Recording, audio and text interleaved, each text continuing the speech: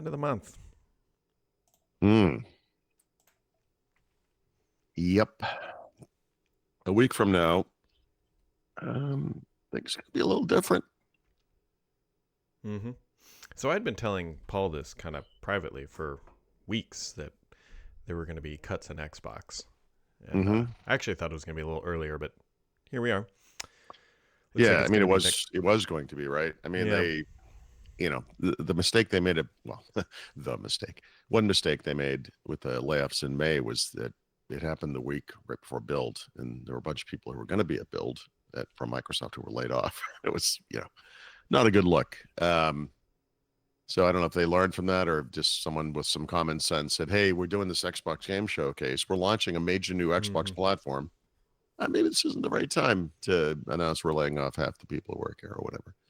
So they Yeah, pushed I it have back. no idea what the scale is going to be, but everything that is out there sounds like it's going to be it's not 3 people. It's going to be large. And then there's also salespeople being cut. Yep. So it's going to be It's not going to be good. Yeah. It's not going to be good. Nothing good about that. Mm-hmm. Hey, at least they're profitable, so that's making it all better.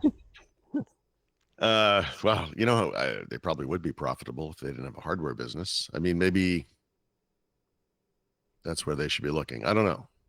Maybe they should launch a MetaQuest 3S Xbox Edition, which is $100 more than the 3S, and all it offers you is a slight green color. And hey, what can they say about the power brands? I mean, they'll probably sell out. I think they're only making like 9 of these things based on their own language about how they talk about this thing. Yep. So they're going to sell out. They will sell out because there will be limited quantities. One report said Best Buy locally was getting like 1, maybe 2 if they're lucky. So yep. Shows a lot of confidence in the I don't know what this is. Oh God, I've got the name of it. Stephen Rose lent me a they look like glasses, but they're built out a little bit more behind the lenses, and you plug them into USB port, and it's just a video display for whatever you're plugged into. So it works with, computers, phones, tablets, whatever. So it's a second screen. It's really interesting. Are they these things? Like they look like this? They are not. Well, they're very close to. Yeah, I mean, they're very close to that. If they're not those things, these are the X-Real ones. That. Yeah, it's not X-Real. I can't really. I want to say that I should. I don't have it here in front of me. Oh, that's a really loud box.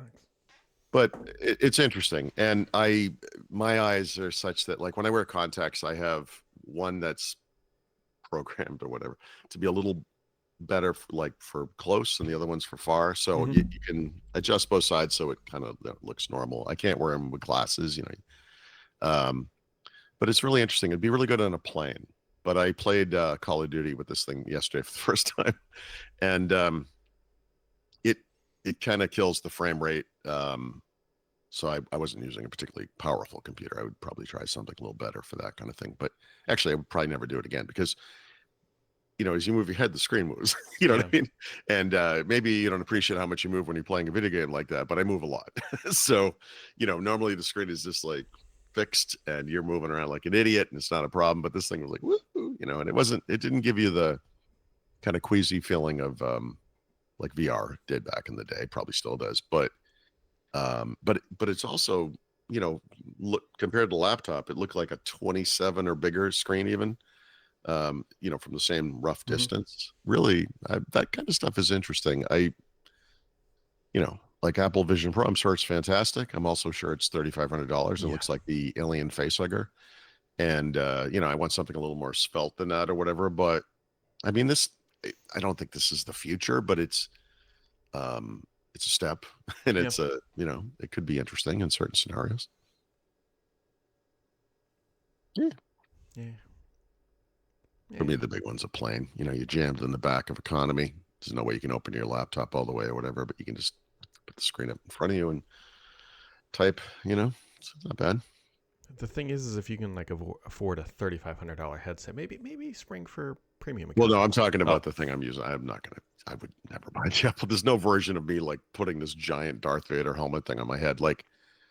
No, but like glasses, like people would walk by and be like, why is that guy wearing sunglasses on a plane? Maybe, but it's not horribly weird looking. If I saw a guy with an Apple Vision Pro, it'd be hard for me not to pants him on the site. Like just start abusing this person. They'd be like they'd an early landing in some interim airport. I'd be pulled off the screen, the plane to cheers. Probably most people probably hate those people too.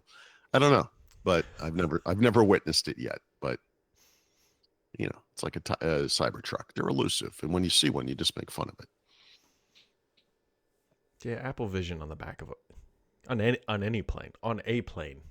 I guess unless it's your like private plane and you're doing some whatever, but it's too much. It's just too much. It's first off, they're not small, so no, that's the thing. These are not good for traveling. I mean, I'm sure there are people who do this and are like, "This is the greatest thing I've ever done," and I hear you. Like if you ever you drive long distances all the time, like you've noticed the weird way that time passes differently depending on how things are going, right? You and your wife are talking, that's an eternity. But if you're listening to like a podcast or some music you want to listen to, time goes by quick. Did I say too much there? Yeah. The point was only that, sometimes these distractions help get you through those things that are terrible, like a flight. But, if I had $3,500 to spend, I'd be in first class. So I wouldn't need it. Yeah. Yeah, good comparable. I've been watching Margin Call is free on Amazon Prime. Free on the service that I pay for, if that makes sense. And have ads. Yeah, and have ads, by the way. But I've been watching it while walking on the treadmill, and like it's so much easier to walk. And I'm walking like uphill to try to get my legs in shape for whatever. For we're doing it late July. So do you have you have a TV or a screen? Literally this TV. Oh, okay. Gotcha. So the laptop, the treadmill is like actually. Actually, you read it. It's right here. It's right here. See this? That's the.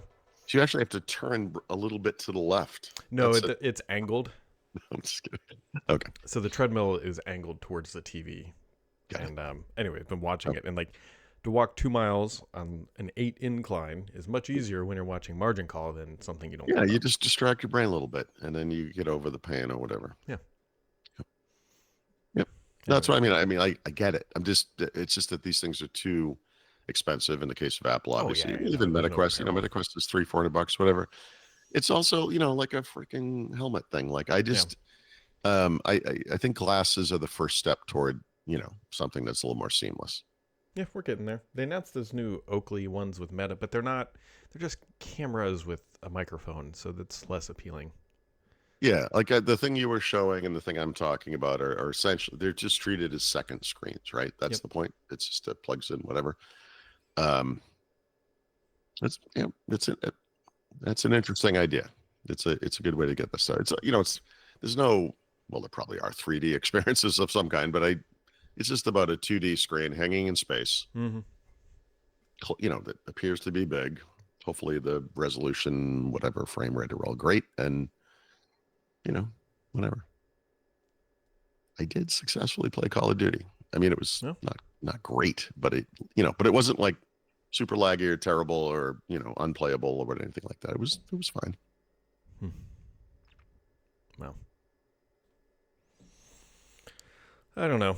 I woke up today and thought today was Friday, and it is just going to be a bad day because of that.